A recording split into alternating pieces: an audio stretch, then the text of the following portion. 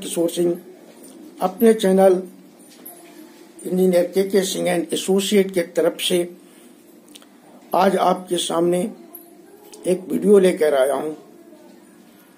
इस संबंध में मैं आप लोगों को बताऊं कि अभी तक टनल इंजीनियरिंग से रिलेटेड जितना भी वीडियो मैं थोड़ा बनाया हूं, आप लोगों तक पहुंचाया हूं, वो टनल इंजीनियरिंग के पार्ट 1 है।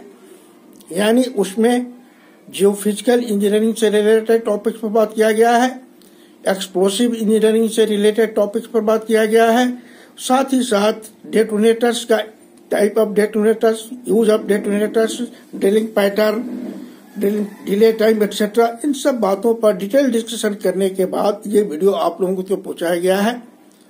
अब इसका दूसरा पार्ट हम शुरू करने जा रहे हैं, जिसकी पहली वीडियो होगी आज की ये। दूसरे पार्ट में सबसे पहले टनल बनाने के पहले हम उसका रियलिस्टिक और डिटेल प्लानिंग करते हैं।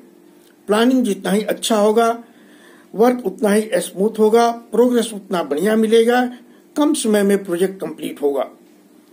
प्लानिंग के लिए जो टनल से रिलेटेड प्लानिंग है, सबसे पहले तो हम लोग लोकेशन मार्क करते हैं, सेंटर लाइन का लोकेशन निकालते हैं और जहां से टनल स्टार्ट करना उसका लोकेशन निकालते हैं, सेंटर लाइन का लोकेशन निकालते हैं। और ऑडिट टनल अगर बनाना है तो ऑडिट टनल का पोर्टल बनाते हैं। ऑडिट टनल का 2 या 3 ब्लास्ट लेकर के पहले उसके बाद से पोर्टल बनाते हैं। पोर्टल बनाने के बाद हम फिर टनल के अंदर में ड्राइव करते हुए निकल जाते हैं। पोर्टल कंस्ट्रक्शन से संबंधित वीडियो में इसके पहले अपने पहले वीडियो में दे चुका हूं, आप लोग देखे होंगे और देख भी सकते हैं फिर दोबारा, तो उसको यहाँ पर इसके बारे में डिस्क्रिप्शन देने की जरूरत नहीं है मेरे ख्याल से। तो my dear friends, I am Kaushal Kishore Singh, engineer Kaushal Kishore Singh from my channel engineer K Singh and associate. Today I am here in front of you and presenting a video that is related with the second part of tunnel engineering. Before that, whatever video I have given, they all are related with the geophysical engineering, explosive engineering, drilling pattern, use of explosive, use of detonators, method of drilling, type of drilling pattern, etc. Here I want to explain you that before starting a tunnel, first we have to locate the center point of tunnel, and thereafter if we shall have to construct the audit tunnel. For that, first we shall take 2 and 3 blasts. Thereafter we shall we should be construct audit portal. After construction of audit portal, we shall go inside the tunnel by taking some blast, and gradually we shall increase up to the junction of headrest tunnel as well as audit tunnel. But regarding construction of a portal, audit portal, already I have given a video that may please be referred, and I think it is not necessary to explain the same here. So I am starting the video topics. Planning good practice of, with the heading good practice of tunneling, and before starting the execution of tunnel excavation, a realistic or better planning is required. Initial planning for starting the initial work of tunnel. What type of planning is required? All are listed here. First, we should have to enlist all the items of tunneling that should be executed during the work. Second, what type of explosive will have to be used for construction of tunnel for taking the blast, and what that is easily available, that should be easily available in market. It should be taking the knowledge, we should get the knowledge about regarding this case, this point. Second, what type of detonators will have to be used for taking the blast. Third, equipment planning for what type of equipment is required for drilling. So realistic equipment planning is required here. Fourth, equipment for mucking or hauling of tunnel muck. After taking the blast, mucking and hauling of tunnel muck is required. What type of equipment should be utilized? Regarding this, a realistic planning is required. Fifth, what type of support system will a support system to be given inside the tunnel as per design. Next, sixth, arrangement of power supply. What is the arrangement of power supply at site? Seventh, arrangement of ventilation inside the tunnel. Ninth, manpower planning at initial stage of execution. And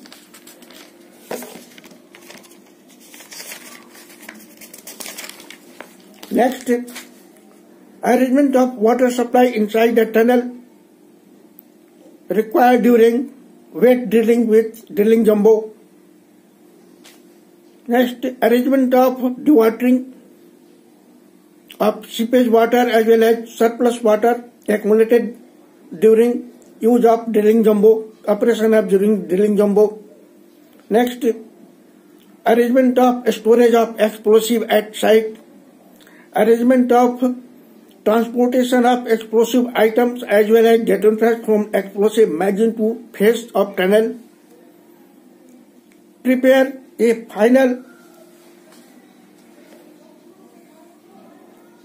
and finalize a initial program or cycle time for 24 hour or one cycle of blast. तो दोस्तों, अब मैं इसमें हिंदी में आप लोगों को बता रहा हूं कि टनल का काम स्टार्ट करने के लिए सबसे पहले हमें एक रियलिस्टिक और बहुत ही साइड से मैच करता हुआ एक प्लानिंग करनी पड़ती है। उस प्लानिंग में क्या क्या हमको लेना चाहिए, किन किन बातों पर हमें विचार करना चाहिए, किन किन बातों को लेकर प्लानिंग किया जाए ताकि आने वाले समय में काम के दौरान हमें कोई व्यवधान न उत्पन्न हो और हम काम को टनल का बोरिंग जो है, टनल का एक्सकवेशन स्मूथली आगे कर सके।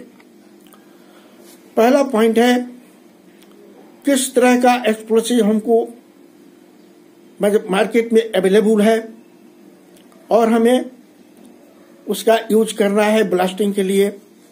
दूसरा, किस तरह का डेटोनेटर्स हमें टनल टनल ब्लास्ट टनल के लिए यूज करना है।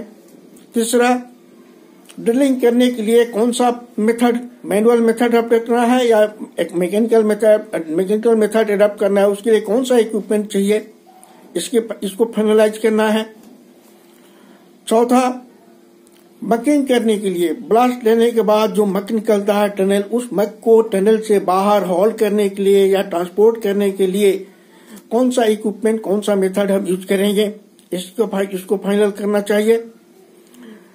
पांचवा, टनल इनसाइड टनल किस तरह का सपोर्ट सिस्टम दिया गया है डिजाइन के हिसाब से और उसके लिए क्या क्या हमें मटेरियल चाहिए, उसका अरेंजमेंट करना पड़ेगा। छठा, साइट पर पावर सप्लाई का अरेंजमेंट क्या है, किस तरह से हम पावर को जनरेट करेंगे एग्जीक्यूशन के लिए, काम करने के लिए, टनल के काम करने के लिए। सातवां, वेंटिलेशन, टनल के अंदर में जो फ्यूम ब्लास्ट के बाद जो फ्यूम और गैस निकलता है उसको वेंटिलेट करने के लिए, बाहर करने के लिए किस तरह का अरेंजमेंट हमारे पास है। आठवां, काम शुरू करने के समय मैन पावर प्लानिंग किस ट्रेड के कितने मैन पावर चाहिए, कितने वर्कमैन चाहिए, कितने ऑफिसर किस तरह के चाहिए, किस कैडर क्या चाहिए, उनका यूटिलाइजेशन कैसे होगा, इससे रिलेटेड एक मैन पावर प्लानिंग चाहिए।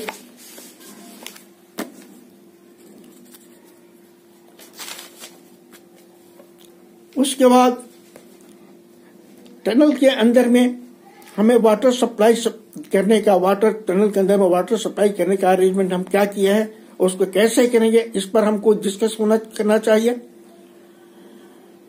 क्योंकि टनल के अंदर में जब ड्रिलिंग होगा, ड्रिलिंग जंबो से हम ड्रिलिंग करेंगे तो उस समय वो वेट ड्रिलिंग होगा, उसमें पानी का जरूरत पड़ता है। दूसरा, जो टनल के अंदर में जो वाटर सीपेज होकर निकलेगा रॉक से, और जो पानी ड्रिलिंग जंबो चलने के समय जो वहां पर पानी इकट्ठा होगा उसको बाहर निकालने के लिए, डिवाटरिंग करने के लिए हमारे पास क्या सिस्टम है और किस तरह का सिस्टम होना चाहिए, इस पर डिस्कशन होना चाहिए।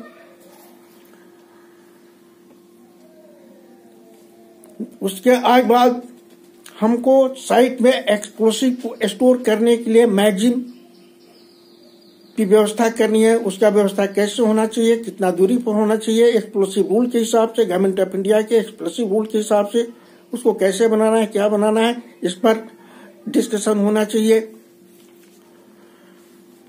और एक्सप्लोसिव मैगजीन से लेकर के टनल के फेस तक ले जाने के लिए क्या अरेंजमेंट है, ट्रांसपोर्टेशन का हमारे पास कोई है नहीं है, तो उसके लिए क्या करना चाहिए, किस तरह का अरेंजमेंट करना चाहिए, इस पर डिस्कस होना चाहिए।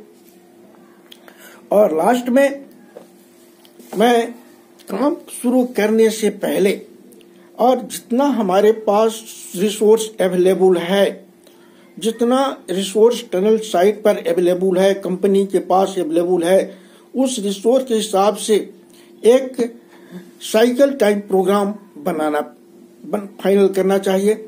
यानी एक ब्लास्ट को पूरा करने में और दूसरा ब्लास्ट स्टार्ट करने के पहले कितना टाइम लगना चाहिए as per availability of material, manpower and equipment, इसका फाइनलाइजेशन साइकिल टाइम प्रोग्राम बनना चाहिए। तो अब इंग्लिश और हिंदी में दोनों मैंने समझा दिया।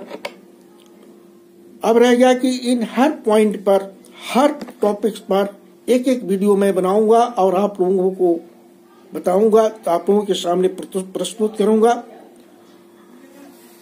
क्योंकि ये सारे चीज एक वीडियो में नहीं आ पाएगा और एक एक पॉइंट पर डिस्कस करेंगे, इसका डिटेल में एनालिसिस करके आपको देंगे और प्रैक्टिकल एप्लीकेशन किया हुआ, प्रैक्टिकली अप्लाई किया हुआ एग्जाम्पल आपके सामने प्रस्तुत करेंगे, ताकि आपको समझने में सुविधा हो और फर्दर ये काम करने में आपको सुविधा हो।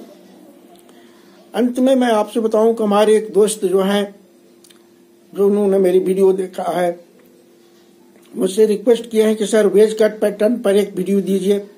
मैं जरूर दूंगा, पहले मैं दिया हूं लेकिन डिटेल वीडियो में वेज कट पैटर्न पर नहीं दिया हूं, बन कट पर ज्यादा दिया हूं, क्योंकि बन कट का यूटिलाइजेशन आजकल ज्यादा होता है, लेकिन उन्होंने मांगा है तो वेज कट पैटर्न पर एक वीडियो में दूंगा इसके बाद। और उसके साथ ही उन्होंने एक और रिक्वेस्ट किया है कि pull out test, rock bolting और पुल आउट टेस्ट के बारे में एक वीडियो दीजिए। टॉर्क कितना देना है, पुल आउट कैसे करना है, उसमें कितना हम पासिंग कैसे करना है, ये सारे डिटेल प्रैक्टिकली एप्लीकेशन के साथ हमसे उन्होंने मांगा है। मैं वो एग्जाम्पल के साथ उनको प्रस्तुत करूंगा। उसके बाद फिर हम इसी श्रृंखला में आगे बढ़ेंगे, इसी सीरीज में आगे बढ़ेंगे, आपको ये वीडियो में प्रस्तुत करूंगा। तब तक के लिए आप मुझे विदा दीजिए। नमस्कार।